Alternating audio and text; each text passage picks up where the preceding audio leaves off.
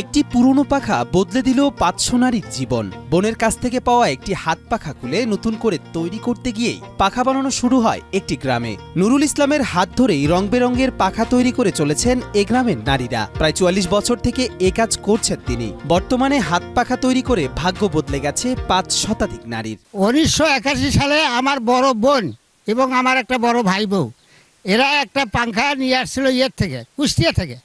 সেখান থেকে কুষ্টিয়া থেকে পাখাটা নিয়ে আসার পরে ওই পাখাটা ওরা খোলে আবার গাতে, এভাবে গাঁথতে গাঁথতে ওরা পাখা গাঁথা শেখে। সানবিট সব দিবে সামাল। সানবিট ম্যাজিক প্রেস ডিশওয়াশিং এর মাথা ঘোরানো সলিউশন। রংপুরের পীরগাছা উপজেলার ফকিরটারি, গঙ্গানারায়ণ, হারিয়ারপাড়ার মতো গ্রামের নারীরা ঘরের কাজ সামলে তৈরি করছেন বাহারি হাত পাখা। অনেকে আবার এ পেশাতেই কাটিয়ে দিয়েছেন ২০ থেকে ৩০ বছর। নামাপাড়া, কামদেব, কালিস্থান, হারিয়াপাড়া এরকম আরো অনেক গ্রাম আছে যেগুলো আমরা সবাই মিলে আর কি এই কাজটা করে আসছি অনেক বছর থেকে। আমাদের মা চাচি আছে, আমরা আছি স্টুডেন্ট হলেও আমরা এই কাজটা করে আসছি। অনেক কষ্ট করি আমাদের স্বামীরা সংসার চালায়, এই জন্য আমরা মাঝে সাথে এই পাখা গাঁথি। প্রথমে সুতা না থাকায় পুরনো জামা ও সোয়েটারের সুতা সাথে বাহারি রং এ দিয়েই তৈরি হতো ফুল পাখা, শাল গাঁথুনি, পাঞ্চি গাঁথুনি সহ নানান ডিজাইনের পাখা বলে জানান নুরুল ইসলাম।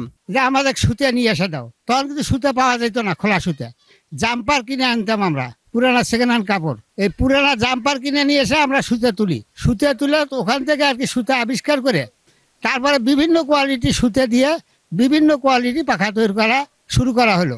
শুরুতে ৫ টাকা করে বিক্রি হতো প্রতি পিস হাত পাখা। ঢাকা, বগুড়া, চট্টগ্রাম সহ দেশের নানা প্রান্তে বিক্রি হচ্ছে এই পাখা। বর্তমানে প্রতি কেজি সুতা দিয়ে তৈরি হয় ৩০টি পাখা, যার দাম ৩০ থেকে ৭০ টাকা পর্যন্ত। তখন কিন্তু আমরা এই পাখা যখন প্রথম শুরু করি তখন আমরা এই পাখা একটা মূল্য ৫ টাকা বিক্রি করছি। তবে শীতে বিক্রি কমে যায়, তখন আয়েও ভাটা পড়ে। কারিগরদের দাবি, সরকারি সহায়তা ও বিদেশে রপ্তানির সুযোগ দিলে এই শিল্প ঘুরে দাঁড়াবে আরো জোরে। সরকার যদি এর মধ্যে একটু পদক্ষেপ নিত, যে আমাদের যদি একটু সহযোগিতা করত, তাহলে মনে হয় যে ইনশাল্লাহ একে অনেকভাবে করা যেত। আরো একজন মানুষ দিনে পাখা বানায় ৪ থেকে ৫টা পাখা। এই ৪ থেকে ৫টা পাখার দাম গড়ে ১৫০ থেকে ২০০ টাকা। এই ১৫০ টাকা আসলে কিছুই হয় না বর্তমান যে ঊর্ধ্বগতির বাজার, তাতে একজন মানুষ দিনে ৮০০-৯০০ টাকা ইনকাম করলেও সে ভালোভাবে চলতে পারে না।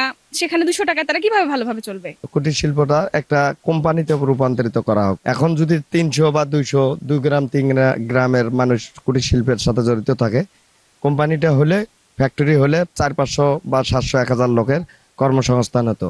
গাঁথতে যায় ৫ কামলা, আরো লস হয়ে যায়। তাও লস মনে করিয়ে আমরা ব্যবসা বাণিজ্য করিয়ে আবার খাওয়া লাগে।